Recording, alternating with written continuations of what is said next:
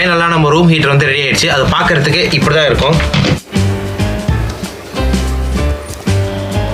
இப்போ நான் வந்து ஃபேன் ஆன் பண்ணிட்டேன். இப்போ என்கிட்ட வந்து என்னென்னா ஒரு டெம்பரேச்சர் சென்ஸ் பண்ணி அதை வந்து டிஸ்பிளேயில் காட்டுறதுக்கான டிவைஸ் என்கிட்ட இருக்குது.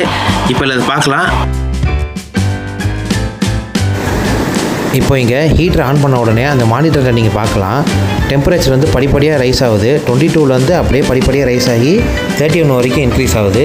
ஸோ இதுலேருந்து நமக்கு தெளிவாக தெரியுது ஹீட்டர் வந்து பக்கா ஒர்க் ஆகுதுன்னு.